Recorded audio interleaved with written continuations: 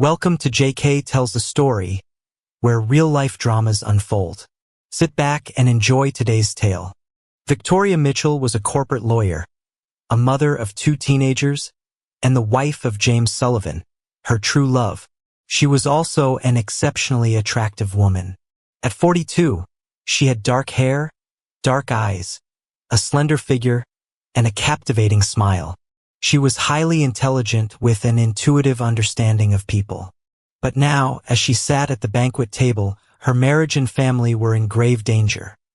All because of herself, her husband Jim, and her client Alexander Whitmore.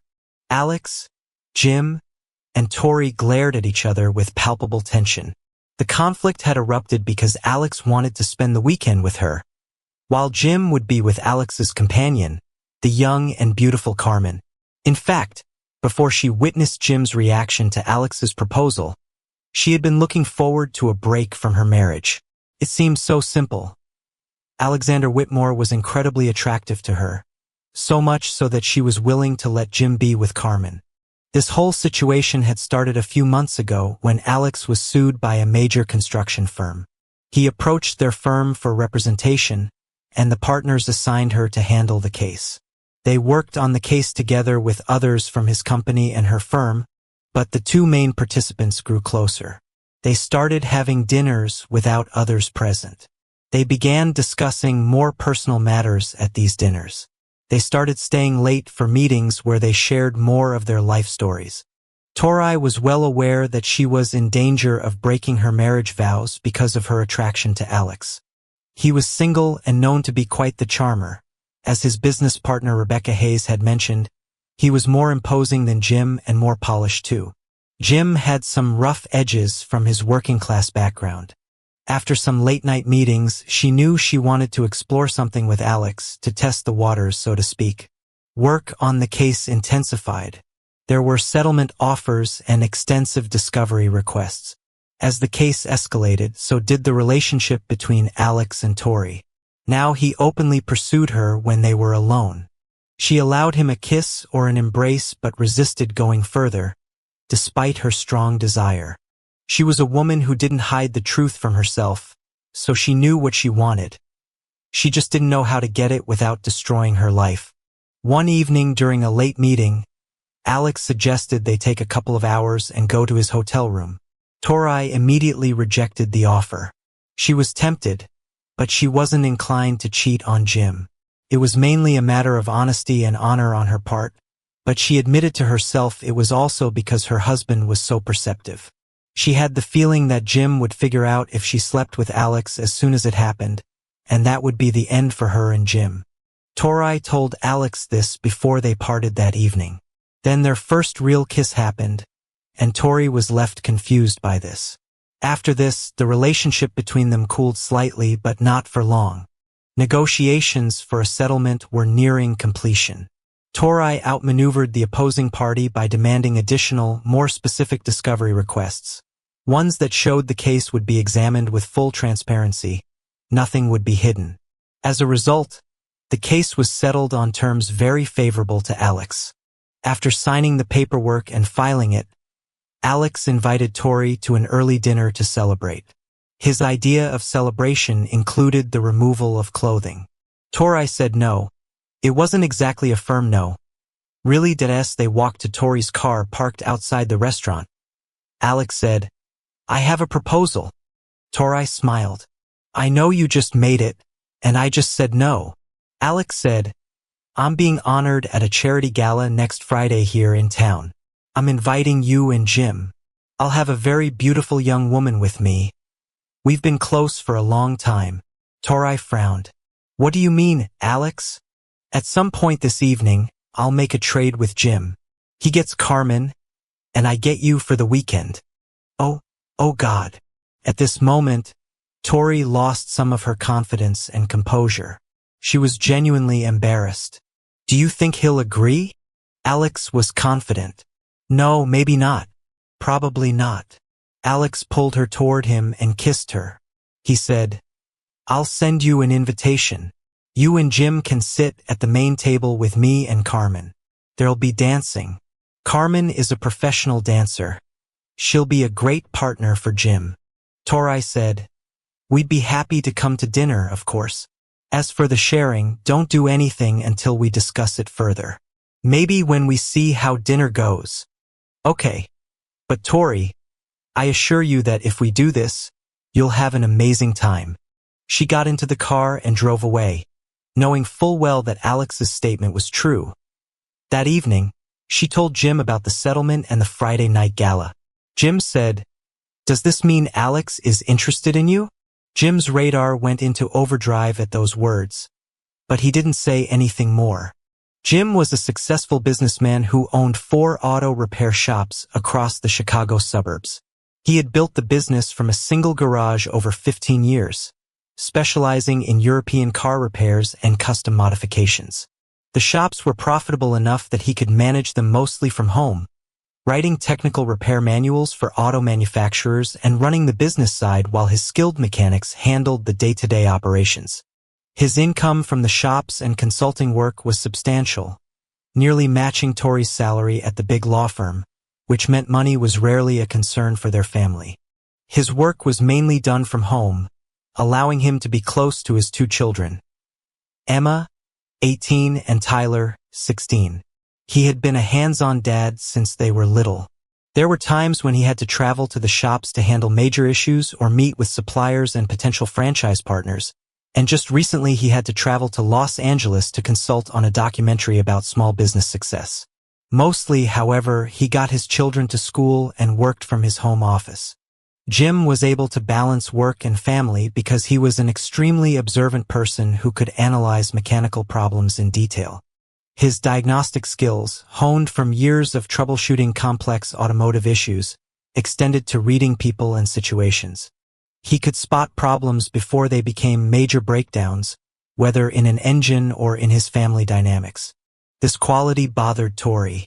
When she refused Alex's offer of a quickie, Jim never turned off this analytical gaze at the people around him, including her and the children. Many times he noticed something in the children that helped prevent problems, like when Tyler started hanging around with the wrong crowd, or when Emma was struggling with math but too proud to ask for help. The 2 children considered Jim to be some kind of mind reader. They knew they couldn't hide important things from him. So did Tori. The banquet in Alex's honor was a luxurious event at a luxurious location in downtown Chicago. The children went to Tori's parents for the weekend, which she thought left the weekend free for whatever arrangements might develop. Tori was very nervous when they arrived. She wanted what she wanted but was still uncertain about the proposed exchange. That uncertainty eased a little when she saw Carmen. Carmen was like a living dream. Tori noticed Jim's glances at her when they were introduced by Alex. This caused her to feel jealous and insecure. Maybe she shouldn't have risked letting Jim have Carmen. However, this thought distracted her from fully considering the main question of whether Jim would agree to the exchange. She skipped this analysis when jealousy overtook her. The 4 of them drank and talked at the head table with Alex's business partner Rebecca and her husband Rick. The dinner went well, and then Alex received his award with some speeches. Alex's speech was a small masterpiece, combining modesty with subtle self-congratulation. He received applause and returned to the table. Jim congratulated him, as did the others.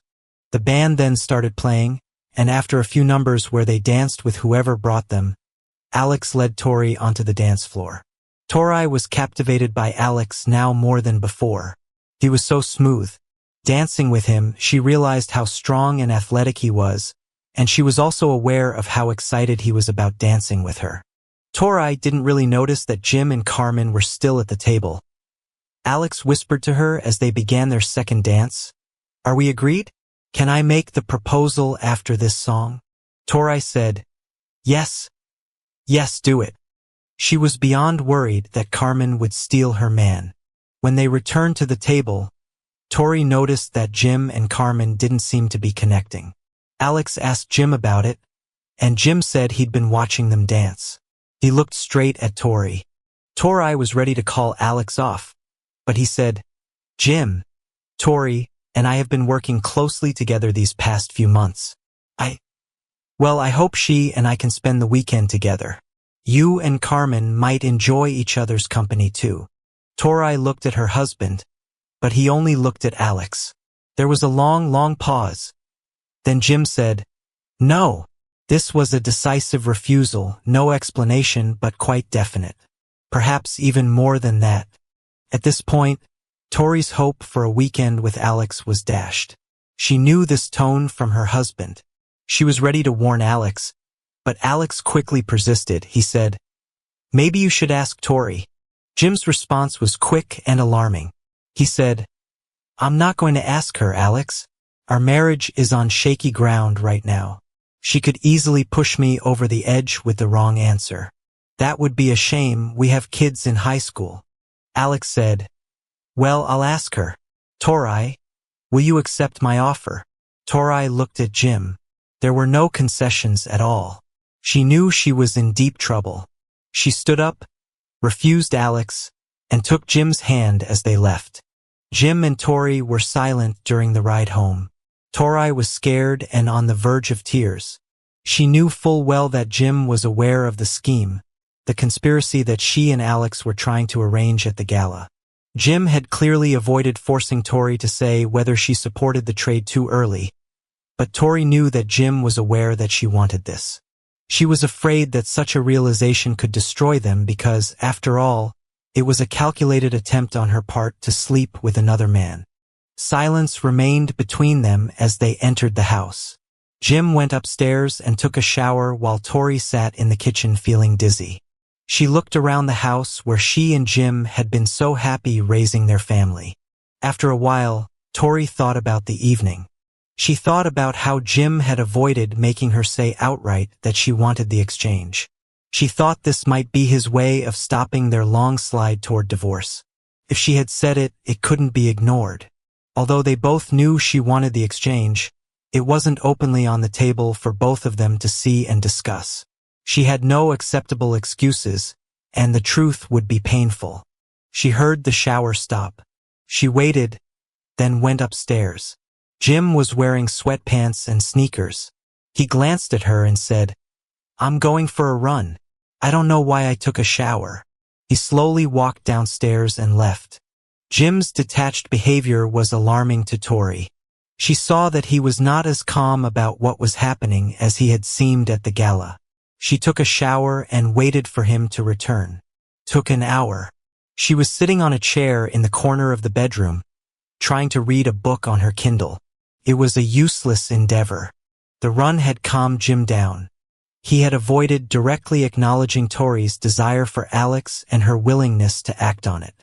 If she had ever spoken in favor of the proposed exchange, he would have left her alone at dinner and perhaps left her forever. This was something he couldn't tolerate. Tori should have known this after 20 years. In fact, he felt like she did know it, but she continued anyway. His efforts to prevent her from openly disrespecting him had now left the whole situation in a precarious state. He decided to leave everything as it was and see what happened next. He thought it would be nice to have some kind of explanation for her behavior, but he didn't really need it. She was so consumed by passion for this guy that she had lost her bearings. Perhaps they should go to counseling. What would that accomplish if she didn't bring it up herself? He would give her time to think, but he would also start keeping a closer eye on her and her client. When he returned from his run, Tori was reading in the bedroom. Jim entered the house, turned off the downstairs lights, and went up to the bedroom. He undressed and went to take another shower. Coming out of the bathroom clean and silent, he pulled on his boxers and t-shirt and got into bed without saying a word. Soon Tori turned off the light and also went to bed. She didn't know whether to try to start a conversation. She decided not to. Her attempt to sleep finally succeeded several hours later. Jim got up early Saturday morning. He drove to his mother's house to pick up the kids and bought them breakfast at Denny's. His eldest, Emma, asked, "Where's Mom?" Jim's short answer was, "She didn't sleep well." Tyler, his 16-year-old son, asked, "How was the dinner dance?" Jim replied, "The music was okay, and so was the food." Both children saw that he was not in a good mood. They changed the topic to schoolwork. The drive home was fine because Jim relaxed a little, but both of his teenagers were wary when they arrived home. Tori woke up and found that Jim was not at home. No note. She assumed that he had gone to pick up the children. When she came downstairs, just dressed, the three entered through the front door. She watched everyone carefully to see if Jim had discussed the problem with Alex with them. She could see that maybe they weren't as happy as usual, but they weren't upset, so no, he hadn't. An awkward calm settled over the house. Emma and Tyler were both gone for the day. Jim busied himself with housework. Tori pretended to read. There was not a word between them. At dinner, they only said, "Please pass the salt." When it was bedtime for the adults, Jim went for a run again. He returned, took a shower, and went to bed, barely speaking to Tori. She asked him, "Did you have a good run?" He replied, "Yes," then rolled over to sleep. On Sunday morning, Tori tried to cuddle with Jim, but he got up as soon as she moved closer. He quickly got dressed and went downstairs. The children both left and didn't return. As they were leaving, Emma asked Tyler, "What do you think is going on?" "I don't know. Something about that dance party." Emma said, "Yeah, Mom must have done something." Tyler asked, "Wasn't it dinner for Mom's big client?" "Yes, but it's no use guessing. If this continues, we can ask them." "Yeah, maybe not," Emma thought. "This might ruin everything." They each went their separate ways. Tori cooked Sunday dinner, good lasagna and cucumber salad. Both children ate the meal, but Jim barely touched his portion, leaving a lot on the plate. This was very unusual for him. He ate when he was hungry, and when he wasn't hungry, he did not eat. He watched a football game in the evening until late. Tori pretended to be asleep when he came upstairs. On Monday morning, after everyone had left for school and work, Jim called his friend Mason Donnelly, who was the manager at the hotel where the dinner was held and where Alex Whitmore was staying. The two had known each other since high school and sometimes met for beer. After some greetings, Jim asked Mason if Alex Whitmore was still staying at the hotel. Mason replied that he was booked for one more night and then would leave. Tori's commute to work was stressful. In fact, her tension was compounded by the fact that she had one last meeting scheduled with Alex and his business partner Rebecca. The meeting was supposed to wrap up everything. At 10 o'clock in the morning, Tori led them into the conference room. They discussed the details of the settlement and closed the matter. It took 20 minutes. Alex then asked, "Tori, are you okay after the gala?" Tori looked at Rebecca. Alex said, "She was there." Tori replied, No, maybe I'm not okay. My infatuation could cost me a lot." Alex frowned. "But nothing happened," he said. "I said no and you left. He knew that I wanted it and you know that. From the moment we left the gala until now, he hasn't said 10 words to me, hasn't touched me at all." Tori was apparently stoic. Alex said, "He'd be stupid if he gives up on you because of this. Even if we had that, he'd still be stupid if he gives up on you. Please call me." "I don't want him to give up on me," she said. She shook hands with each of them and left the room. Rebecca looked at Alex and said, "So just the two of us for the evening?" He nodded. "I sent Carmen away. Looks like you'll be lonely again, Rebecca." Rebecca smiled. "Yes, I'll make it up to him later. He gets so excited." They returned to the hotel. Tori found it difficult to work that day.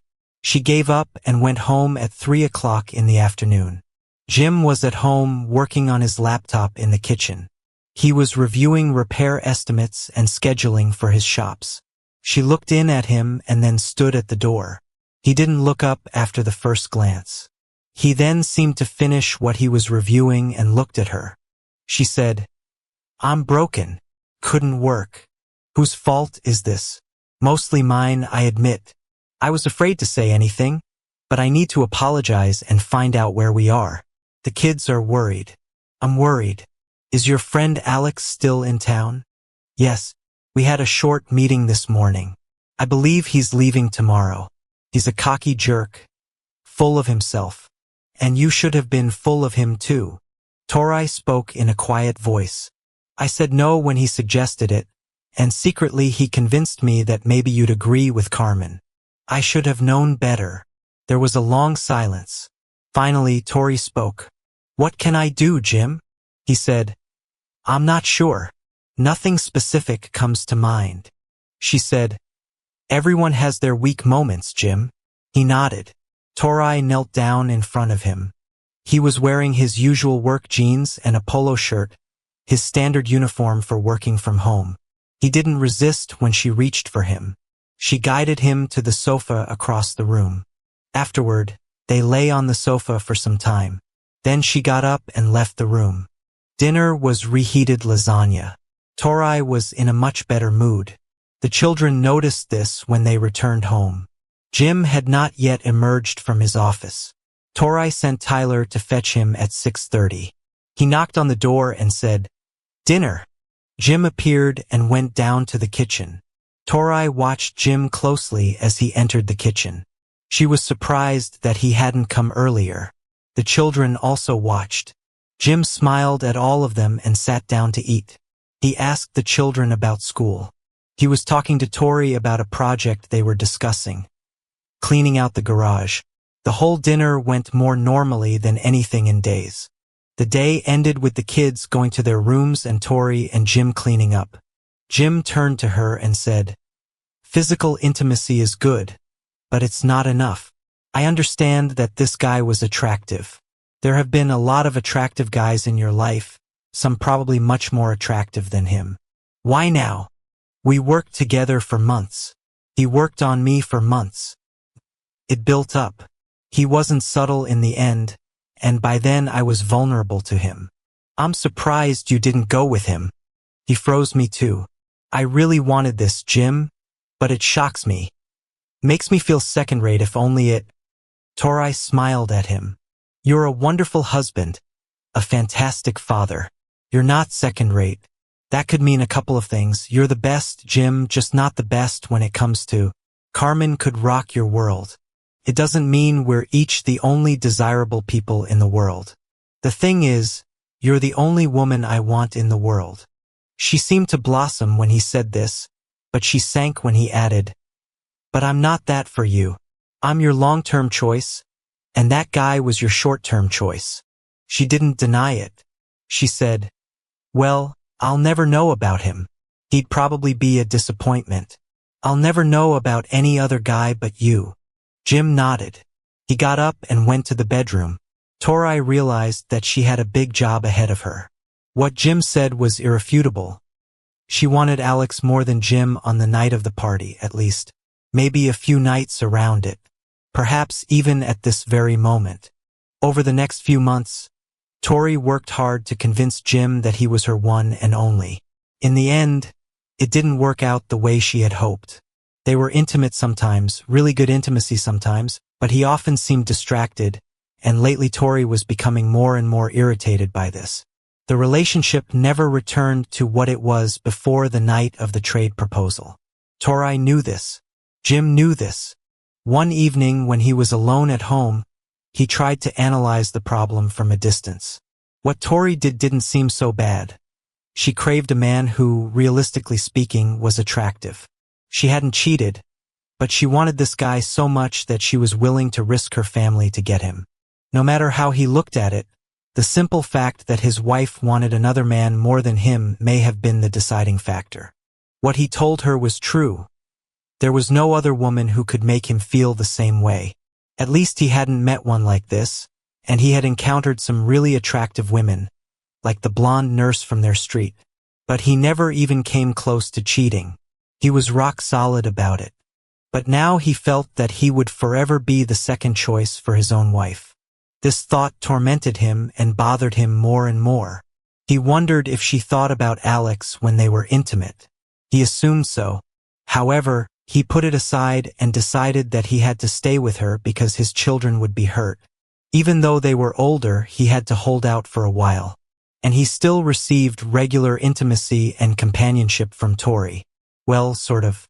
About 8 months after that evening at the banquet, Alex was due to come again. He found himself embroiled in a legal dispute, this time a challenge to one of his major construction projects. Tori had experience with construction law from college, making it right up her alley, and she had a previous relationship with the main character. One morning, the 3 main partners of her firm called her in, and Alex was there. Immediately she thought, "This is the last thing I need." The 3 bosses of her firm were Abraham Allenson, Bartholomew Benson, and Caleb Carson. Of the 3, Abraham knew her best and was aware of the problems she had with Alex and Jim due to the previous case. After some tense greetings, Abraham said, "Tori, we are all aware of some possible difficulties for you, but Alex has serious business here, and he requested you to handle it. This is not unreasonable. This is a challenge to a major construction project. You have the technical knowledge, and he knows you." Tori said, "Abe, I just can't do this. You might know why. I have a family, and I want to keep it." Alex entered the conversation. "Tori, what happened before will not happen again. I promise you that." Tori shook her head. "Even if I believed it, we would look at it differently." Bartholomew intervened. "Tori, this is a big deal for the firm and for Alex. Millions are on the line. You need to pull yourself together and be strong. I'm sure Jim will understand." Tori looked at him. "No, it's too much of a risk for me." Caleb said, "It's a huge risk to abandon this job. Really, Jim will just have to be trusted. We're all adults, and Alex has assured us that he will refrain from any advances." Tori said, "Jim and I are doing well financially. We don't desperately need my income. Still, I'll ask him about it." Alex said, "If he objects, I can talk to him. Last time was good, but nothing really happened. I won't insist. I'm in trouble here." Tori was a ball of nerves that evening. She knew she had to wait until later in the evening to discuss this with Jim. Jim noticed her agitation when they were alone in the TV room. He asked, "What's the matter with you?" Tori said, "Alex has a new case. They want me to do it. It's a construction project challenge, and I said no, but they insist. It would cost me my job if I refuse." Jim said, "You know, a bachelor's degree in construction law doesn't mean that much. You'll still have to hire experts, right?" "Yes, but Alex is also educated in construction law, and I believe he insisted on me being on the team because he wouldn't have to pay someone else to train to understand him. He insisted on you because you were unfinished business to him. His ego is hurt. He will go after you." "No. I mean, maybe, but he has a very good non-romantic reason for me to lead our team.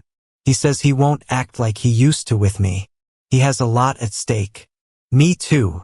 "Tori, you don't believe yourself. It doesn't matter if he tries to get after you. I won't let it happen." Jim sat and was silent for a while. Then he shrugged. "How much contact with him will this case involve?" "He and Rebecca have rented an apartment near the office. They'll basically be here for at least 6 weeks." Jim just looked at her. He then said, "I'll leave it up to you. Maybe this is a chance to show me who's really number one. You know what's at stake." Tori nodded. "I know." Jim got up and went to bed. Tori followed him a few minutes later. They settled into bed, and Tori stroked Jim's chest. She said, "I need some reassurance." He gave it to her. It was tender but picked up intensity quickly and ended very well. Afterward, they both lay next to each other. Tori said, "Thank you. There's nothing to be thankful for. It was a pleasure." They slept well. The next day, Tori decided to take over Alex's case. He and Rebecca attended a series of all-day meetings. Tori was assigned 2 assistants to the case, but neither of them had a background in construction law. The next day also saw a series of fairly intense meetings.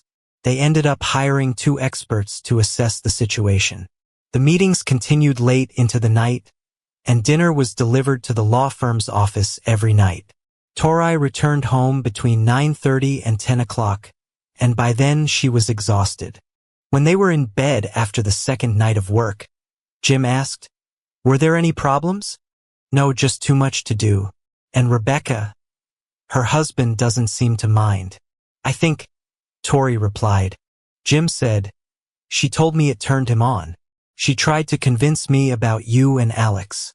I put her in her place. I really don't understand all this nonsense. Rebecca owns it. That's what she told me. There's no way I would want a marriage like that, Tori said. You don't have to worry about it. That's not what's bothering me, Jim. If I sense any danger, I'll tell you when we can talk, but I don't think that's going to happen, Tori said.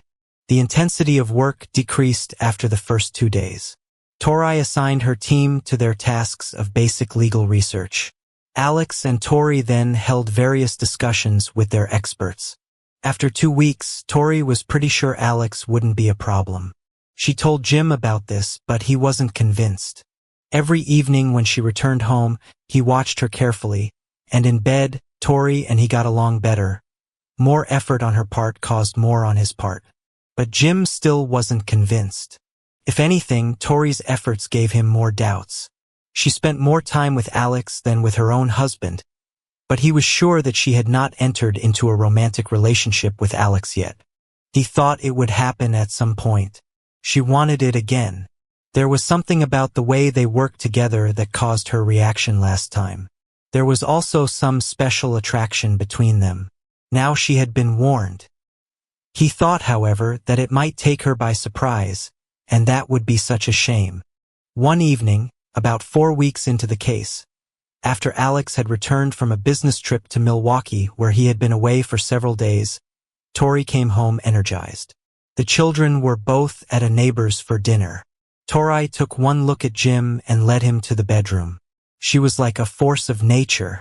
It lasted a long time because Jim made it last. It was a really challenging task, but worth it. Both exhausted, they lay recovering. Jim turned to Tori. I guess I can thank Alex for that. Tori sighed. Yes.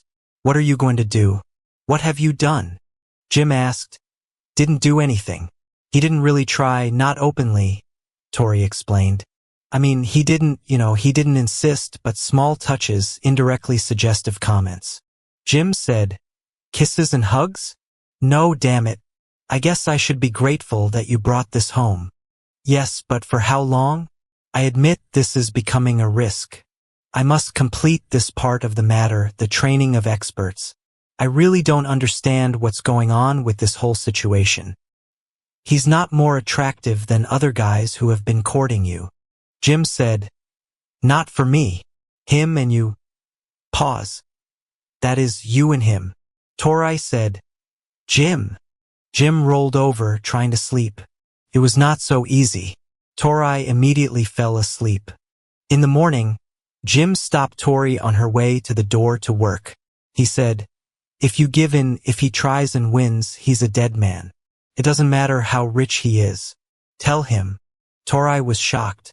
Jim said this while looking at her with a firm gaze. She was left speechless.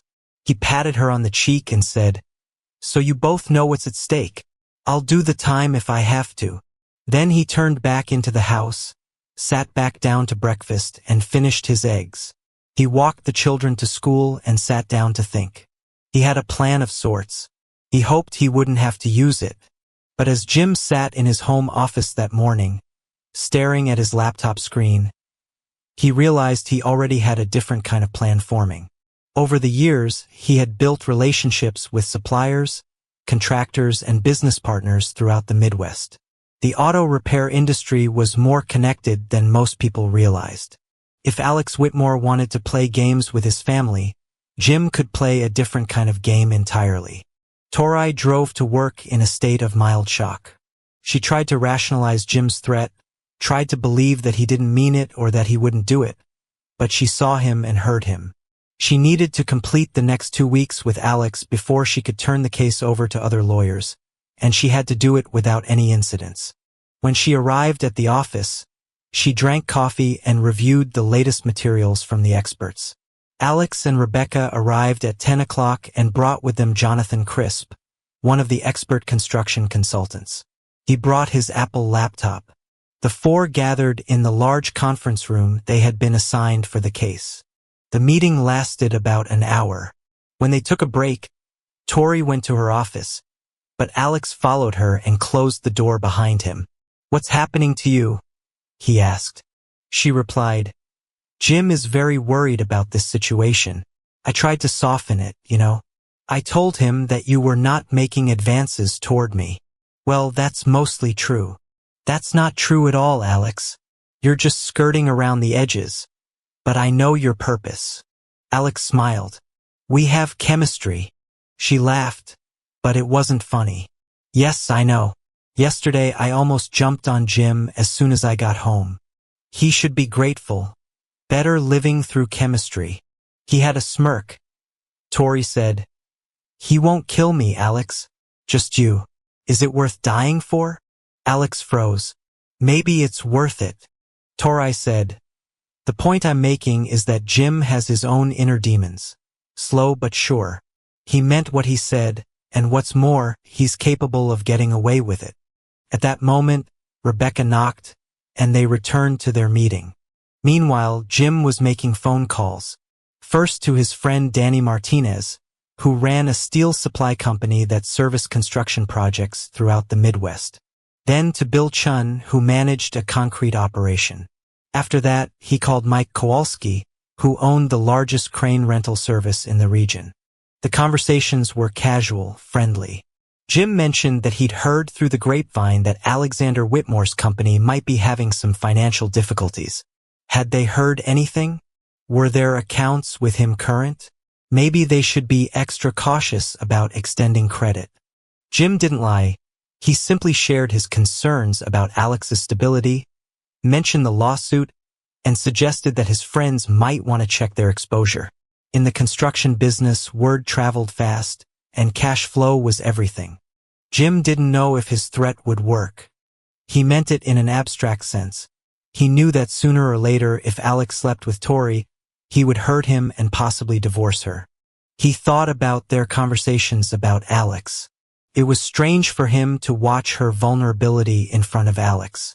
She made it clear that she had never been so attracted to anyone other than Alex in her life. Perhaps not even to her husband. Was it really her fault? She seemed overwhelmed by the intense desire she felt for this man. It was as if she had met the man she was meant to be with, at least physically. Jim decided that if his direct threat didn't work, he probably wouldn't physically harm Alex. But he also decided that he was done being his own wife's second choice. If they completed the case without further incident and Alex returned home, Jim wasn't sure he could continue the marriage. If Tori gave in, he would never touch her again. But now he had another option, one that appealed to his analytical, business-minded approach to problems. If Alex wanted to destroy his family, Jim could systematically destroy Alex's livelihood. When Tori arrived home on time that evening, the family was having dinner together, dinner prepared by Jim. Tori was relieved that Jim seemed calm. They watched a basketball game and went to bed. Jim asked, "How was your day? Did you talk to Alex?" "I told you I conveyed to him your attitude toward him. After that, there were no problems," Tori replied. "Okay, but it's all on you. You know, regardless of what I say, he'll probably continue once he gets comfortable." "We'll see," Tori said. "What do you mean, we'll see? If he's not next to me, he won't be a problem." Jim looked at her seriously. "I feel like reheated leftovers, and he feels like a 5-star meal." She laughed at him. "I'm not a gourmet. I like your cooking, even if it's leftovers." She rushed at him and climbed onto his lap. He tried to put up some resistance, but it was like a sandcastle before a tsunami, although it was nice to be swept away. For her part, Tori had treasured their intimate moments ever since the Alex situation arose. That night she was with Jim while thinking of Alex. They both knew what she really wanted, and both were concerned about this in different ways. Jim felt excluded, and Tori was afraid for her future. They never broke the impasse caused by the trade proposal. They might never emerge from it. She never lied to him about how he was only second in her desires. If it was no use, She simply consoled them by being intimate with him when he seemed depressed about it. The next few days at work were very stressful for Tori. They were preparing for the experts' depositions now that they had expert reports from the other side. Tori worked all day Saturday as Jonathan Crisp was busy preparing for next week's hearings in Grand Rapids, Michigan. He was scheduled to fly to Grand Rapids on Sunday. He had a room in nearby Holland on Lake Michigan. The team of construction experts completed their work the following Thursday morning. From now until the trial in Detroit, Tori and Alex were able to work by phone or Skype if necessary. Over the course of the week, Alex subtly ramped up his seduction campaign despite Tori's warning, but Tori was on guard against his techniques. That didn't mean she was safe. The techniques excited her toward him, and she brought it home. Jim was obviously aware of Tori's growing passion. Meanwhile, Jim's quiet campaign was beginning to show results. Danny Martinez had called 3 other steel suppliers, casually mentioning his conversation with Jim. Bill Chun had done the same with concrete suppliers. Word was spreading that Alex Whitmore might be a credit risk. When Alex tried to order materials for his next major project, he found that suppliers who had always extended him credit were now demanding cash up front. His business line of credit, which had been automatically renewed for years, was suddenly under review. Small problems that he would normally handle with a phone call now required extensive documentation and higher deposits. Alex didn't immediately connect these problems to his pursuit of Tori, but he was beginning to feel pressure. One morning at breakfast, Emma said, "You're keeping us up late at night." Tori replied, "We'll get some noise suppressors." Tyler added, "I already tried them, but they're uncomfortable." Tori said, "Earplugs. It's not our fault, really. They left it like that." Alex invited Tori to lunch on Thursday. He was flying to Detroit on Friday morning. A preliminary hearing was scheduled to take place next week in U.S. District Court. Tori didn't need to be present. Alex took Tori to a nice restaurant near his apartment. Neither Rebecca nor anyone else from the team was there. Tori was expecting this. She knew Alex would try to launch a full-scale attack. Normally she would prioritize caution over risk, but she knew she would have to participate in a trial in Detroit. A trial date had not yet been set, but it would be determined at the hearing. She would have to be in Detroit for 2 weeks, possibly including weekends. So she had to decide whether she should do it or quit. She saw this lunch as a test. Lunch was mostly pleasant. Alex made it clear that he wanted to eat and then go to the apartment for dessert. Tori refused politely. They ate and the food was good. Tori had a glass of wine, only one. At the end, Alex slid down the round bench and embraced Tori. Tori didn't move away. Alex ran his hand over her cheek. Tori looked him straight in the eyes. Never in her life had she wanted something so much and given up on it. So this was the first time. She slid out from under the bench, breathless. She said, "No, Alex." Alex was disappointed. "Not yet," he said, then waved for the bill. Tori went home. She entered the house and found Jim in his home office, reviewing supplier invoices on his laptop. "I need you," she said. They spent the evening together until the kids got home a little after 4. Tori felt like she had dodged a bullet or something similar in shape. The following week, a judge in Detroit set a trial for mid-June. 5 months from now. Tori thought it over. She had a meeting with the 3 partners about the case. She began by saying that she would not travel to Detroit for the trial. Abraham asked, "Why? You did a great job preparing. I'm guessing it's because of your husband's concerns, but nothing happened, right?" "True, but it was here when I came home every night. In Detroit, I'd be on his turf and Jim would be here." Caleb said, "Why don't you just, do it? I mean, if you were in Michigan, who would know?" "I would know. So would Jim too. Maybe not right away, but soon enough." Abraham said, "We sympathize, but I think we have to persist." Tori smiled. "Try to find someone else," she said, and got up and left the room. As she left, Abraham said. She's got us stumped. At least we have time. Maybe we can arrange for her to be able to counsel. Maybe advise from here. Caleb said, she's weak. I don't like weakness. Let's see if we can find someone as backup. That's what they tried to do over the following weeks. They interviewed 4 candidates, but none of them were suitable. They made an offer to a guy from a big New York firm who could handle it. He refused. Tori trained one of her assistants, Martin Blaine, so that he could cross-examine opposing experts and present their own. Meanwhile, Tori discussed the issue with Jim. He expected this. He was not stupid and knew that there would have to be a trial if the case was not settled. One night, Tori said, "There's probably going to be a trial in Detroit this year. They want me there," and I said no. They were looking for a replacement. So far, without success, and time is running out. Yes, if I insist, they'll probably fire me using the insubordination clause. You'll find something else. Maybe we'll write a technical manual together. Something about small business management in the automotive industry. She started laughing. A husband and wife team writing about business partnerships.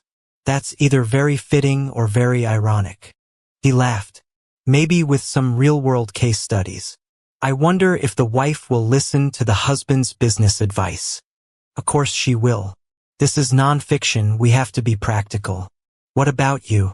Would you trust me to handle the legal aspects if you were expanding the business to Detroit? There's no expansion to Detroit right now. I'm not gonna lie, Tori. It's entirely possible I'd mess things up. But you know the lawsuit is intense, and maybe this will solve the problem. But probably not, right? I feel like I'm just running a small-time operation compared to your big law firm cases. Well, I'm not going, so that's it. I'm training Marty to handle the trial. He's smart. He and I can consult every evening on Skype. I'll have transcripts in the evening. Jim said, I think you'll always resent me and blame me. That's not a good basis for continuing a relationship. Tori said, I love you. Only you. That's enough, I hope. That night, the two of them were passionate together. The children used earplugs, but they didn't help. As the trial approached, Tori spent more time at work. Emma graduated from high school as valedictorian and had already been accepted to Belmont College, 2 hours away from home in Indiana. She and Jim were busy preparing for her studies. Jim tried to stay strong even though it was hard for him. On June 1st, 10 days before the trial, Marty Blaine was hospitalized in Detroit with cardiac issues. Doctors explained his problem as the result of severe stress. He was banned from further participation in the trial. Tori's firm asked the judge to postpone the date, but this was rejected. The judge said ABC was a large firm with many lawyers. She knew that Tori had been involved in the interviews and preparations and was a senior lawyer. When they returned from court, the team broke the news. Abraham was sitting in his office with Tori. He relayed the news to her and said, There's no choice now. And while I feel bad for Marty, I think you're better off for us. I've booked you a room at the Westin next to the court. Tori nodded. She knew she had little choice. If she had resigned, she could still have been subject to disciplinary action by the bar. Caleb had connections there. She went home to pack her things and try to calm down. She did her best. Jim helped her load the car and check the tires and oil. He then waved to her as she left for Detroit. As he walked back to the house, he estimated the chances of her faithfulness to be 50-50ths at best. He made some preparations just in case. In a way, he thought it would be a relief if she was unfaithful. Since the exchange proposal was made, their marriage had been on the decline. Most of their intimate moments were fueled by her passion for another man. Before the banquet, they were very close in many ways. They discussed their work, children, vacation plans, and other everyday things. They were interested in each other, but not so much lately. He missed this. He didn't know if it could be returned if it was lost. Later that day, he explained to Tyler and Emma about the court emergency. Emma's graduation ceremony was scheduled for Friday. The Detroit judge conducted trials 4 days a week and reserved Fridays for other business. It was the so-called garbage day, so perhaps Tori could return for the ceremony. Jim doubted it. Every evening, Tori called home and talked to Jim and the children. Usually the call came at 8 or later. She had a lot of work to do. Jury selection was scheduled for next Monday. Over the weekend, Tori called in the morning. The rest of her time was spent with jury selection consultants. Around 8 o'clock on Sunday, Jim asked her how things were going with Alex. "No problem, Jim. I'm just too busy, and so is he." "Is he involved in the preparations?" "Yes, I'd say he's involved, but..." Jim didn't find it funny, and Tori regretted making a joke. She said, "Sorry, there's nothing going on in that regard. We work in a common room at the hotel. I sleep on the floor above and he goes to his apartment. I haven't had any offers. Dinner is room service." But what Tori didn't know was that Alex was dealing with a growing crisis. His cash flow problems had accelerated dramatically. The trial was costing him a fortune, and now major suppliers were demanding immediate payment for materials already delivered. His bank had frozen his main business line of credit pending a full financial review. The jury was selected Monday, and opening statements were made. Tori didn't perform then, Jill Blandon did it. She had diagrams and exhibits prepared. On Tuesday, the plaintiff began making his case with 2 experts. The first one took all day. Tori conducted a slow, step-by-step cross-examination and made many good points. At the end of the day, she was satisfied, but she returned to the family room to prepare for the next one. It should have been the last, but now she had 2. When Tori returned to the room, Alex was already there. He was happy and excited about his day in court. As Tori dropped off her briefcase, Alex pulled her into a big hug and spun her around. She said, "Whoa, big boy, don't celebrate until you're across the finish line." Alex said, "You were wonderful, Tori. Just fantastic. Thanks. Now I need to eat. Get ready a little. Then try to get a good night's sleep." Alex didn't make any moves on her, but he said, "When we win this case, I will take you to my place and make you so happy." Tori simply shook her head and began reading her notes for the next witness. She ate, then went to her room and slept. The next day, Wednesday, went even better than the first. Tori methodically worked through the plaintiff's case using their own expert. The guy resisted to the end, but it was a losing battle for him. This testimony was followed by 2 brief witnesses. The plaintiff concluded, and the judge denied the defendant's motion for judgment.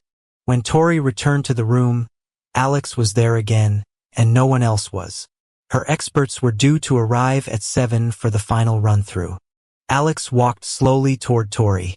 As they stood face to face, this time his hug was soft and sensual, and he kissed Tori. She reciprocated his feelings. Just as things were about to heat up even more, the door opened, and Jill Blandon walked in. As Tori and Alex separated, the dinner delivery service also arrived. Alex left, and Tori briefly prepared both witnesses. At 10, she went to her room and called home. The next morning, when the team arrived at court, Herman Billings, the plaintiff's attorney, asked to see them. Alex, Jill, and Tori entered the waiting room with him and the main client, CEO Morgan Thompson. Thompson wanted to settle. Billings offered a proposal. Jill immediately made a counteroffer. She had worked on it for a week.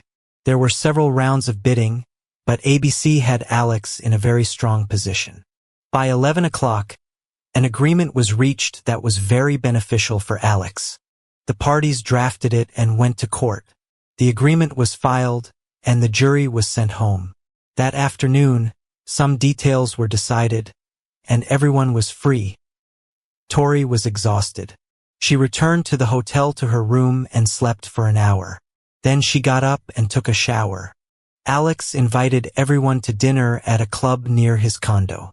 Limousines were ordered for everyone. Tori called home with the news.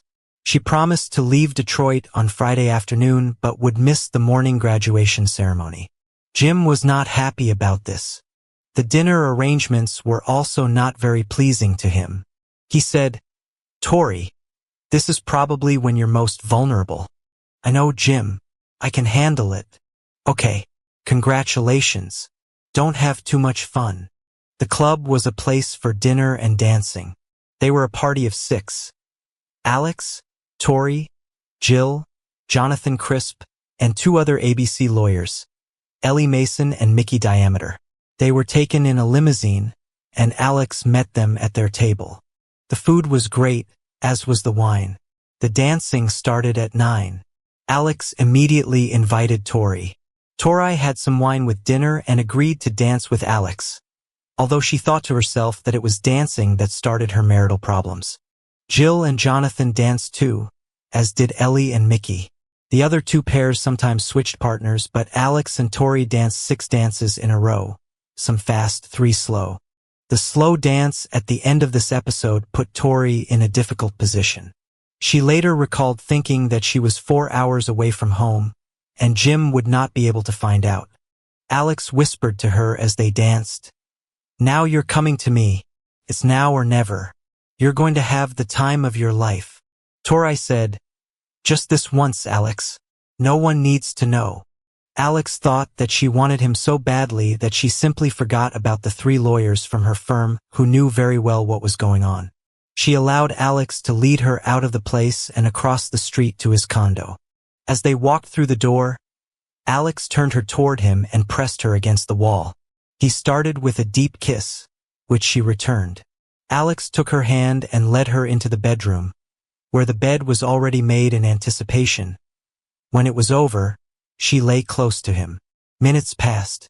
Alex said, "I've never experienced anything like this. Never." She murmured something and then said, "Me too. Perhaps no one ever." An hour later, they were together again.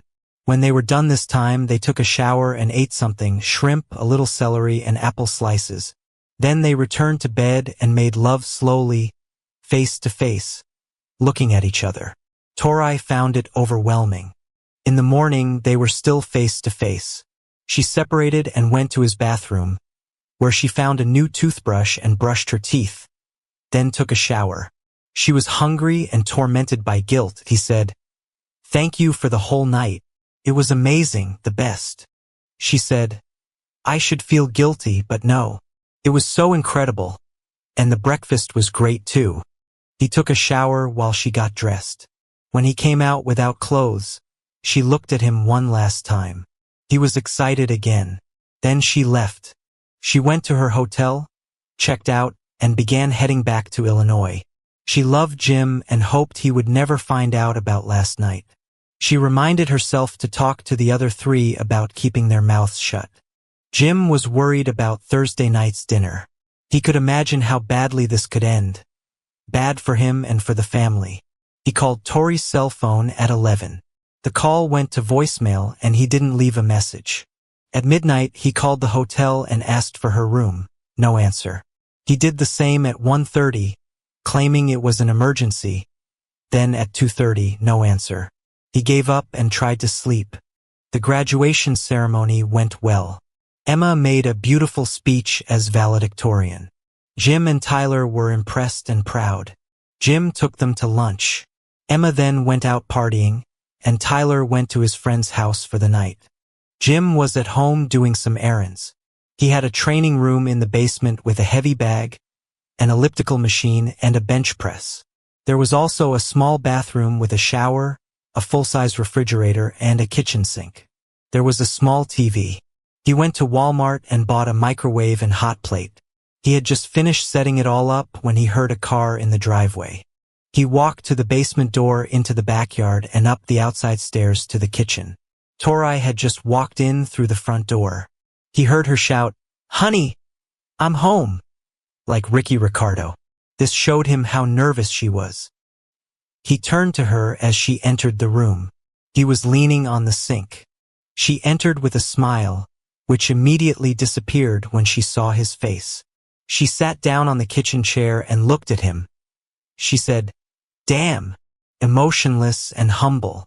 He said, "I called your hotel room. Last time at 2:30. Tori's hope of continuing the marriage ended at that moment. She said, "It was just one night. No love. No love." She was crying quietly. He fell silent. He said, "It doesn't matter. Maybe the memories will keep you warm at night, or maybe they will, but not me. Never again." She said, "I love you, Jim. I always will." She stood up and went upstairs, picking up her suitcase along the way. Jim headed back to the basement and finished his preparations to move in there for the next few months. He never returned from the basement that day, and she never came downstairs. He sat in his makeshift basement office and opened his laptop. He wasn't thinking about auto repair schedules or supplier contracts. Instead, he found himself planning for a future without Tori. He opened a spreadsheet and began calculating assets, cash flow, business valuations. He had been thinking about expanding to Detroit for years, maybe even selling the Chicago operations and starting fresh somewhere else. But first, he had some calls to make.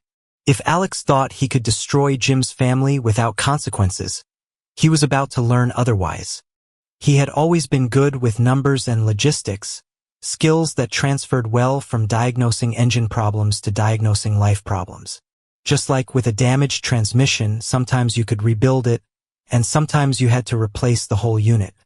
Over the next few weeks, Jim's systematic campaign against Alex's business intensified.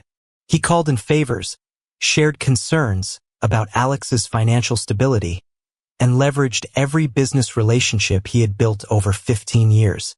The auto repair industry was surprisingly well connected to construction. Both relied on the same network of suppliers, contractors, and financial institutions. He then called his parents and informed them that he would be getting a divorce. He decided to let Tori tell her family herself. None of the children were at home. Emma had agreed to stay with her best friend after all the partying, but both were supposed to return home the next day, Saturday. Jim had already made arrangements with a lawyer to get a divorce if necessary, Zelda Morrison.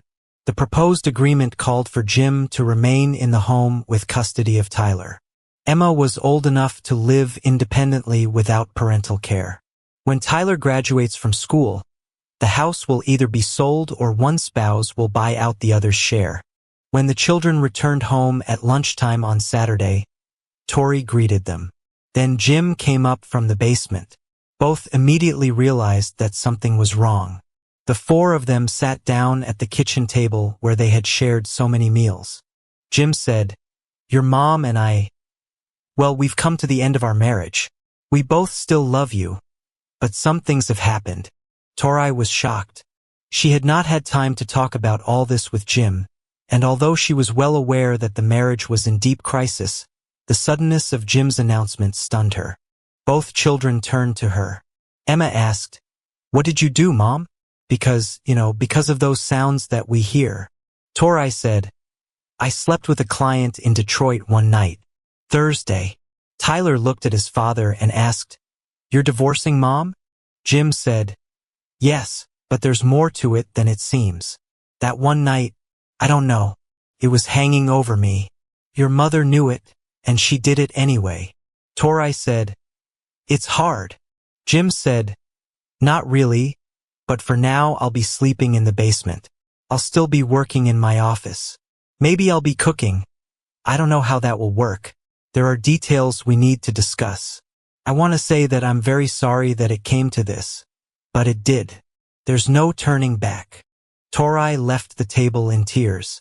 Both children turned to Jim. He said, She found it so important to be with this guy that she was ready to destroy the family. She fought it, she lost. But even if she hadn't given in to him, after she met him, nothing was the same for us." Emma asked, "What will she do? Will she live here?" "This all needs to be worked out, Emma. I'm so sorry this all happened on your special day, but I'm so proud of you and you, Tyler." They stood up and shared a group hug. Tori never came down while the kids were upstairs. When she ran upstairs, she fell on the bed and sobbed for a long time. How could she be so stupid and selfish? Her thoughts about the night with Alex seemed sour now, like spoiled milk. Every time she thought about it, she felt nauseous. Eventually, she smelled dinner. Looked like burgers. She was hungry, but she had no intention of going downstairs. Jim wondered as he prepared dinner whether Tori would be attracted to the smell. He thought not. He and the kids ate together. Everyone cleaned up after dinner together, and the children went up to their rooms. In fact, they were discussing the situation in Emma's room, but they could not come to any decisions. At 10 o'clock, Jim was sitting in the TV room waiting for Tori. She appeared and sat down opposite him. He turned off the baseball and looked at her. He said, "I'm sorry it all happened so quickly, but I didn't see the point in waiting. We're done. It's better to rip the bandage off right away." She said, "Maybe you should wait a little. It was just one night, Jim. All these years and just one night. Tori, you were warned multiple times. I mean, why should I think this would stop? You weren't even going to talk about it, and next time you might as well get away with it. Maybe you already have. No, it's not fair.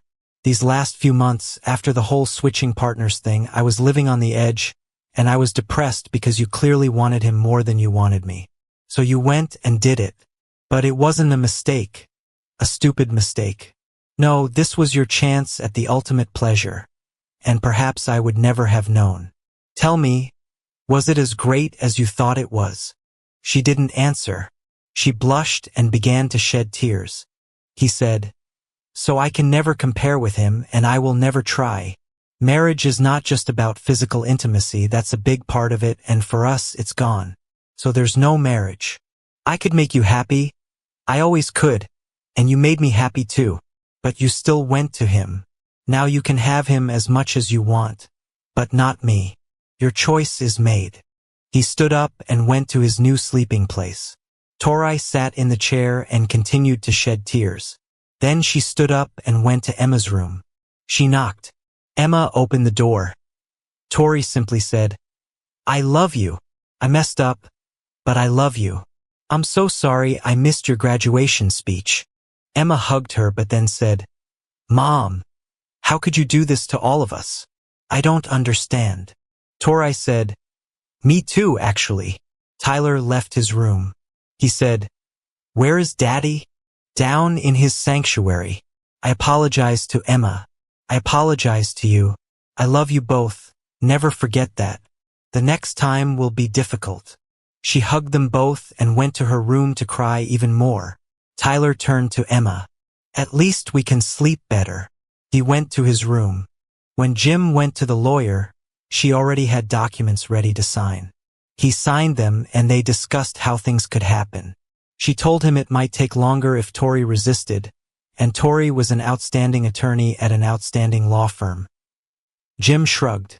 Zelda said, "I feel like it's all happening too fast. What happened will shock you, but initial reactions are often thoughtless." Jim said, "I've seen this coming for months, and I made it clear to her what was going to happen. She did it anyway, so it's happening now. I see no reason for a delay. The marriage is over. Okay, I can file electronically now and deliver it this afternoon. Sign here." Tori was in her office at 2 o'clock in the afternoon. She accepted congratulations from everyone without showing any visible reactions. When Abraham called her in before dinner, he asked, "What the hell, Tori? I mean, Jesus." Tori said, "I was weak to him. I told you all that. He had his way in the end and he won me over. Now I'll end up a lonely old woman." Abraham said, "I doubt it. You'll find another guy. Look at you. Not the one I love, Abe. Not Jim. Give him time. Maybe he'll listen to reason." She nodded, but she thought differently. At 2 o'clock in the afternoon, her secretary brought a young man into her office, and he handed her the documents. She felt dead inside. Finally, she called Morris Sloan, the firm's family law specialist, and invited him to Abraham's office. She gave each of them copies of the documents. Abraham said, "Damn, that's fast." She said, "He already knew what was likely to happen." Morris read the documents. He said, If the factual allegations are true, this seems fair. I understand that Jim was primarily a stay-at-home parent. Yes, mostly. He works from home. You have 20 days to respond. Do you want to fight? Even if you do, he might get a divorce. Let me think. I need time. Tori went home early. Jim was there, working on his laptop in the kitchen, reviewing parts orders and employee schedules. She looked in and said, "I'm home. I received the documents." Fine. He didn't even look up from his work. Tori knew that he was deliberately ignoring her, and she also knew that he was not as calm as he pretended to be. She turned to the kitchen. She thought about all the time they spent together and how well they knew each other. That's why she could read him. His shoulder twitched. She'd known this for years. The thought of losing such closeness was so depressing. She decided to drag out the process and waste as much time as possible. Perhaps Jim will cool down a little and start missing her. That was all she could think of. Jim couldn't work effectively after Tori returned home. He was nervous and did not concentrate. Every time he thought about his current situation, he imagined Tori with Alex, her face a picture of passionate delight. He decided that he needed to do something. There was one thing he had been working on. The business pressure campaign Jim had launched was reaching a crescendo. Alex's empire was crumbling faster than anyone expected. 3 major suppliers had cut off his credit entirely. His bank had called in his business loan for immediate repayment. 2 upcoming construction projects had been canceled when investors got nervous about his financial stability. But Jim wasn't finished yet. He had saved the most devastating move for last. Jim then went down to the kitchen and started preparing dinner. He prepared a dish with chicken, onions, and rice spicy. He liked this recipe. It smelled so wonderful when it was cooking. Tori came in and sat down at the kitchen table. She watched but did not speak. She saw Jim's shoulder begin to twitch. After a few minutes, he turned to her and said, "Cooking is harder when you're here. I'm sorry. I like the idea of returning to as normal a life as possible while all this is going on. The kids, Emma leaving. Until then, we probably won't get a divorce. I think we could sign the papers. You shouldn't have any trouble finding a place. I already have a place, same place as always. I like it there." There was quite a long pause. Jim was chopping garlic with his back to Tori. Then she said, "I'll say this once and I won't say it again. I made a very big, stupid mistake, a weak moment. All this time and then right at the end I messed everything up and ruined. Well, everything. If I could relive it, I would never do it." Jim said, "I won't be upstaged, Tori, and that's what you did. We've been together for so long. We know each other so well. Oh, I hate the idea of it all going away. I just hate it, and I hate myself for causing it." Her tears. Jim turned to look at her. Her tears were like a knife in his stomach. He slowly slid down the countertop to the floor. It was real pain. He leaned his back against the stove and began to cry, but he did not approach his wife. After all, she was the one who stuck that knife into him. Tori saw how much pain she had caused Jim. She saw this clearly and up close. She walked around the table to him, knelt down, and hugged him. She stroked his head, still crying. That's how Emma found them when she walked in through the patio door. First Jim, then Tori. They both rose to their feet as Emma began to cry. They approached her, acting as one, without hesitation. This went on for weeks. Attorney Tori responded to the lawsuit and asked for a consultation, but the answer did not deny the facts. Tyler went to football camp for 2 weeks, and Emma worked as a counselor at a nature camp in West Virginia, which left Tori and Jim alone. Jim was still cooking. Both worked, but there was almost no other contact. Absolutely no intimacy and no physical contact. The matter came to a hearing, and a consultation was scheduled. By this time, Tori was very upset by Jim's aloofness. He cooked and went down to his room. He was preparing breakfast, but when both kids left, he just made his own cereal. One surprising discovery was that neither of them felt romantic attraction to anyone. Jim was kind of dead in that sense. He hadn't met so many women in his daily life. Those he saw did not interest him. Tori had moments where she thought about trying to get Jim back all the way. But she knew him and understood that she would only make the situation worse. Over time, as he seemed disgusted by even the thought of her touch, she gradually lost hope that the marriage could be saved. That's where she was when they went to their first consultation appointment with Dr. Mary Stevens. Dr. Stevens was an attractive woman in her 50s who practiced in downtown Chicago. She asked them to write down in advance the basics of what happened and how they would like to move forward. Mary Stevens was not one to beat around the bush. She began the session by simply stating, "Both of you are deeply depressed. Tori is losing hope that the marriage can be saved and begins to shift. And Jim is tormented by the thought that he will never be able to satisfy his wife the way her lover can. The question is, what can be done?" Jim said, "I think we need to be apart now. I see her every day. It's torture for me." Tori looked at him. She said, "We had good intimacy before Alex, and even when I craved him, we still can." Mary asked, "But you understand that Jim just doesn't want to be compared and lose in comparison?" Tori said, "Intimacy is intimacy.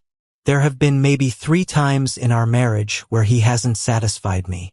Jim said, "But not like Alex, right?" Mary and Jim looked at Tori. She said, "The night with Alex was great. He had the huge advantage of being new and different, and now Jim would have that. It's been so long." Jim said, "Don't be mean. Why didn't you go to him?" Tori said, "I try not to think about that night because I feel sick. I feel nauseous and have to distract myself." Mary asked, "Did you see Alex after that?" "No. He's been to our office twice, but I don't keep in touch with him. I'm warned when he comes, and I try not to even cross paths with him in the hallway." Mary asked, "Did you have any romantic desires other than for Alex?" "Not lately. At first, I wanted him to just take me, but now I know he won't do that, and I don't want anyone else. Now I don't even want him." Mary asked, "Jim, why didn't you try to reconnect intimately?" "Because I see them together in my head. We are destroyed." Mary asked, "Are you attracted to other women?" "No. Even the blonde neighbor who was attractive before, nothing. Just nothing." Over the weekend, Jim drove to Wisconsin to a rented cabin by a lake.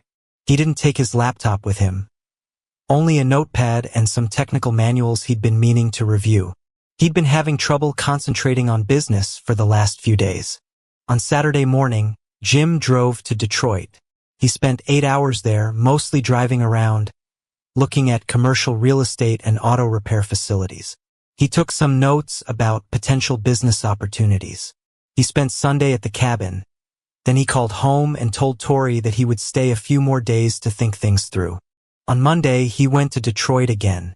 He spent 10 hours there, meeting with a commercial real estate agent and visiting several auto repair shops that were for sale. He returned home on Tuesday afternoon. The trip helped a little with his focus. He had some clarity about his future business plans.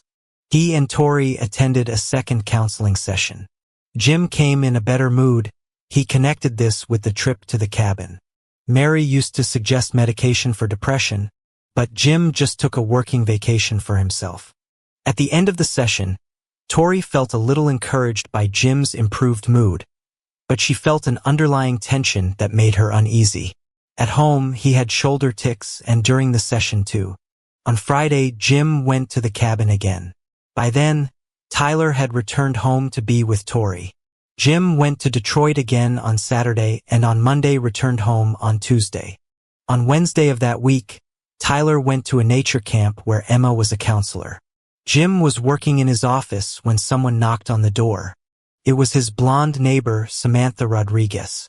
She had lived next door for 6 years and was divorced from her husband after he had repeated affairs. She was 30 and beautiful, with a 7-year-old daughter who attended the local elementary school, Velma. She was with her father on summer holidays. Sam worked as a nurse at Northwestern Memorial Hospital on the day shift, which explained why she was sometimes home during the afternoon. She had recently taken some vacation days and was trying to spend more time at home before Velma started the new school year. Jim was surprised by Sam's appearance. She said, "Hi, Jim. I thought maybe you could look at my kitchen sink. I have a wrench." Sam was the opposite of Tori in many ways. She was blonde with fair skin, curvy, very beautiful, and young. She divorced her cheating husband 2 years ago, and over all these years and before, she felt drawn to Jim. He reminded her of her first boyfriend, and he was smart. Sam was no Einstein, but she liked smart guys. Now she saw the comings and goings from Jim's house. In particular, she saw enough of him entering and exiting through the basement door. Jim was wearing his usual workout shorts and a t-shirt. He put on his sneakers and escorted Sam to her house around the corner. She was also wearing workout shorts and a t-shirt, flip-flops. Jim was easily able to unclog the drain on her kitchen sink using her wrench and tape. She stood over him while he was under the sink. He could see her pretty legs all the way to the top. When Jim finished installing the trap back, he slid out from under the sink. He looked at Sam and said, "When we first met, I believe you told me that your father was a plumber." Sam smiled at him. She said, "I wanted to see you, on your back. I see you like watching. I thought you might like it." Jim noticed that she was now barefoot. She said softly, "I want it. I usually get what I want from guys. Come with me and take off your shorts." She turned around, pulled her shorts to the ground, and walked away from him, swaying her hips from side to side. Jim stood up, dropped his shorts and boxers, took off his t-shirt, and followed her upstairs. When they arrived in her bedroom, she turned around and took off her t-shirt. Jim later thought that he should have thought about his own marital status, but at that moment, there was no such thought in his head. As Jim and she got dressed again, Sam said, "I see you walking back and forth through the back door. I can see across the yards, and I saw the bed being delivered there. I wonder if it's comfortable." Jim replied, "Yes, you'll have to try it." She frowned. "As you heard, I can be loud. Yeah, I don't know if I'm ready to throw it in her face, but maybe I'd like to stay in touch." Jim went back into his house through the back door and took a shower. Then he sat down and thought about it all. He was always aware of the mutual attraction between Sam and himself, but the juxtaposition of her obvious seductiveness and his problems with Tori was unsettling. He put these thoughts aside and got up to review some supplier contracts until it was time to cook dinner. He prepared pork chops and salad for 2. When Tori arrived, he lit the grill and said, "Dinner in 20. Would you like something to drink?" Tori said, "Sure. Maybe red, you choose." He poured her a mixed California wine. They had dinner on the patio. He asked her about work. She talked about the new project, nothing about Alex. She made it clear without being too obvious. He said, "I'm working on expanding the business. The ideas came while I was at the cabin, away from our problems." Our problems. She gave him a brief explanation about potentially opening a shop in Detroit. He didn't go into detail about financing or other specifics. Tori helped him tidy up and clean up. They finished their wine and each went to their rooms to sleep. The evening strengthened Jim's thoughts about Sam. Tori didn't question his apparent change in mood. She also didn't mention divorce. A couple of times, she glanced at Sam's house, but Sam was not on the street. In fact, Sam wasn't home either. She was on a date with a guy who she considered a long-term project. He was wealthy, although of short stature, a little thick too, but Horace was a pleasant man. Sam's divorce was due to her husband's repeated infidelity. She had a great time with Jim and was looking forward to continuing to serve her neighbor if things developed further. Over the next few days, Sam and Jim had marathon sessions every morning for about 3 hours. Sam found it exciting. Jim was a little tired when he arrived for his 3rd counseling session with Mary. Tori was already sitting in her chair. Jim sat down. Mary and Tori looked at him and said nothing. Finally, he said, "I understand that you arranged this, Tori. Thank you very much." He wasn't being sarcastic. Mary asked, "What?" But Jim was in no mood to be ambiguous. He said, "You know what, Mary? Be honest." Tori said, "We both thought it would be good for you. It was, wasn't it?" Jim said, "Absolutely. So good I'll never forget this as long as I live."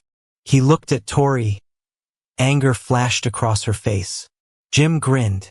Mary said, "Don't be mean, Jim, but understand that Tori made the sacrifice." He nodded. "I saw it. There's a big difference, though." Tori chimed in, "Yeah, you've done it every day this week. The difference is that I didn't want you to cheat, but you arranged for me because you cheated." Tori was confused. She said, "I didn't like it, Jim. Was she better than me?" Jim was smart enough to keep his mouth shut. He shrugged. Mary said, "Jim, this shows how much Tori wants to move past what happened." Jim nodded. "Yes, I can see it, and maybe it will work in a few weeks." He started giggling. Tori snorted. "I'll call her off." He smiled. "You can't. I'm winding her up." Tori sank into her chair. Then she stood up and said, "Okay, she gets the days and I get the nights. I need it, damn it." Jim growled, "You're beautiful and hot. You can have anyone." Tori said, "I can, but I want you. I love you. I only want you." When they had calmed down, Mary said, "I'd like to schedule a session for both of you in about 2 weeks to see what happened." Tori and Jim arrived home in their separate cars. It was Thursday afternoon. Jim was going to the cabin for the weekend and had no intention of canceling those plans. He felt it was important to leave. He stayed there until Monday afternoon. During a weekend at the lake, Tori and Sam talked about Jim at Sam's house. Tori said, "I think your involvement may now end." Sam smiled and said, "My boyfriend Horace is short and chubby but rich and sweet. Jim is not short and chubby, and he has real talent, as you know. So being invited, why should I leave?" Tori said, Because I want to try to stitch a marriage together, see if it lasts, and you're a complication." "I wasn't a complication when you asked." "No, it helped a lot, but you obviously got a lot out of it too." "He's my husband, not yours. Maybe I could win him over." Tori's tone became dangerous. "You really don't want this." Sam said, "Oh, okay. Can we split it up over time? I won't try to keep it, but I'd like to finish it gradually." Tori didn't believe it. She said, "You can go out and get any guy you want." Sam's response was, "So can you. I'll take care of Jim for you." Tori thought about it. She said, "I want my family back. Okay, I want Monday night all night, then I'll stop. I'll knock on his door after dinner Tuesday." "You can knock." Tori agreed. When they parted, she said, "Just don't get pregnant." Sam said, "Horace is a backup option, but I won't." Jim returned home on Monday afternoon. In fact, he was able to do a lot of business planning on Sunday at the cabin. That weekend, he made an offer to buy the place. It would be a good retreat for thinking through major business decisions. He ordered pizza for dinner that night. Tori was kind of depressed, so he left it like that and went downstairs. At 11 in the evening, there was a quiet knock on his basement door. It was Sam. She said, "This is our last time all night long. Let's have fun." She was wearing a short, shameless dress and nothing else. They really had fun, loudly so Tori could hear. Jim thought it was only fair, but something unexpected happened that night. As Sam lay in his arms afterward, she said quietly, "You know, I broke up with Horace yesterday." Jim was surprised. "Why?" "Because I realized I don't want to be anybody's backup plan anymore. And I don't think you should be either." Jim looked at her in the dim light of the basement room. "What are you saying?" "I'm saying maybe we should both stop pretending this is just physical. Maybe we should see what this could be if we gave it a real chance." The next morning, Instead of Sam leaving early as planned, she stayed for breakfast. When Tori came down to the kitchen and saw Sam sitting at the table in one of Jim's t-shirts, drinking coffee, the reality of the situation hit her like a freight train. "What is this?" Tori asked, her voice barely controlled. Jim looked up from the stove where he was making eggs. "Tori, we need to talk." "About what?" "About your girlfriend having breakfast in our kitchen." Sam stood up. "I should go." "No," Jim said firmly. "Stay." "Tori, sit down." "I will not sit down in my own kitchen and—" "It's not your kitchen anymore," Jim interrupted. "You made your choice in Detroit. I'm making mine now." Tori stared at him. "You can't be serious." "I've never been more serious. Sam and we're gonna see where this goes.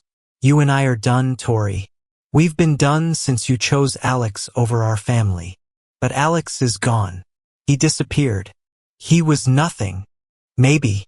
But that doesn't change what you did. That doesn't change that you wanted him more than you wanted our family. More than you wanted me." Meanwhile, what Tori didn't know was that Alex hadn't just disappeared. He had been systematically destroyed. Jim's business network had worked with surgical precision to dismantle Alex's empire. The final blow had come when Jim's friend at the bank, armed with detailed financial intelligence about Alex's shaky situation, had called in his loans at exactly the moment when Alex was most vulnerable. Faced with immediate bankruptcy and potential criminal charges for fraudulent financial statements, Alex had liquidated what little he could and fled the country. Security footage from O'Hare Airport showed him boarding a flight to Mexico City under an assumed name, carrying only a single suitcase. Sam quietly gathered her things. "I'll call you later," she said to Jim, kissing him gently on the cheek before leaving. Tori watched her go, then turned back to Jim. "So that's it? You're throwing away 20 years for some nurse?" "I'm not throwing away anything. You already did that. Sam just helped me realize that I deserve to be someone's first choice. And she deserves the same." Over the next few months, the divorce proceedings moved forward. Jim's satisfaction at Alex's destruction had provided him with a sense of closure that allowed him to move forward emotionally. He had proven to himself that actions have consequences, and that he was not a man to be taken lightly.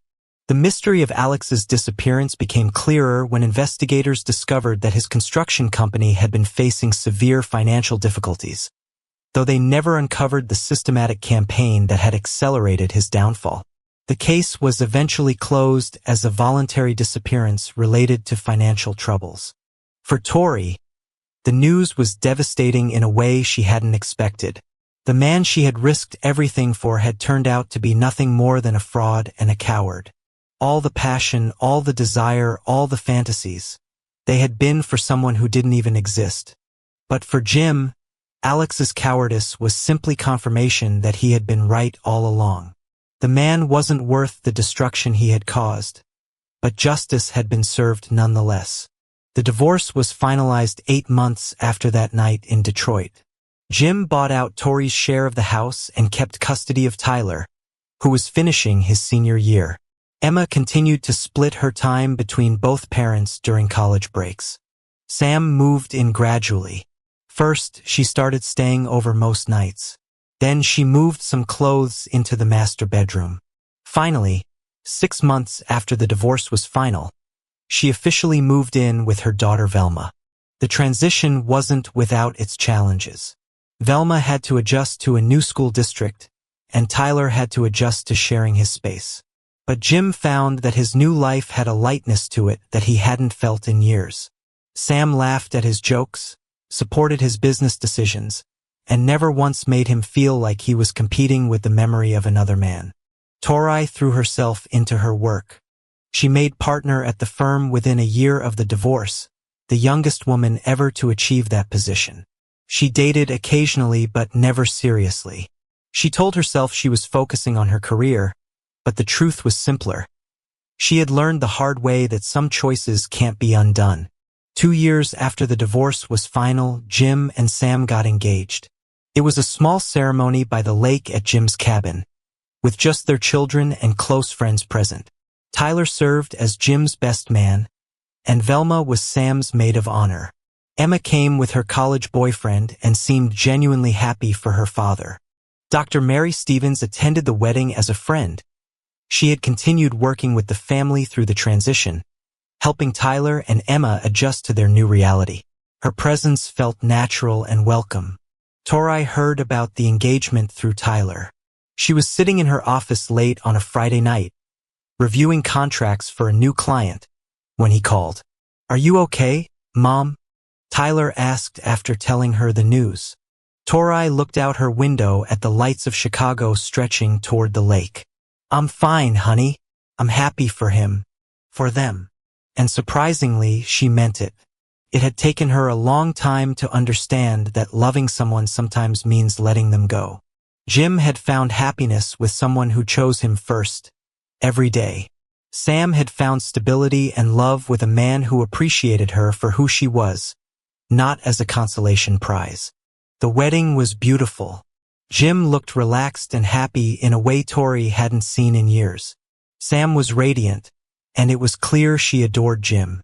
Velma, now 9, was excited to officially become part of the Sullivan family. Tyler was thriving in college and had brought his girlfriend, who fit seamlessly into the celebration. During the reception, Tori found herself standing alone by the lake, watching the sunset paint the water in shades of gold and pink. She felt a hand on her shoulder and turned to see Dr. Mary Stevens. "Beautiful evening," Mary said gently. "It is," Tori agreed. "Thank you for coming. I know it means a lot to Tyler and Emma. How are you doing, really?" Tori considered the question. "I'm okay.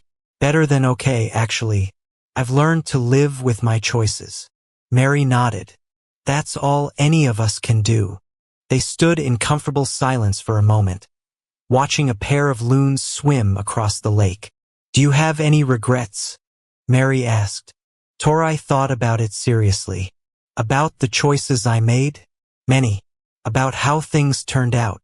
She looked back toward the reception, where Jim was dancing with Sam while Tyler spun his girlfriend around nearby. Velma was teaching some younger cousins a card game, and Emma was laughing with some college friends. "No," she said finally. "No regrets about how things turned out. Everyone got what they needed, even if it wasn't what they originally thought they wanted." As the evening wound down and the celebration continued around the lake, Tori realized that some endings are actually beginnings in disguise. The weight of her choices would always be with her, but she was finally ready to carry it forward into whatever came next. Thank you for your viewing. See you next time. If you enjoyed this,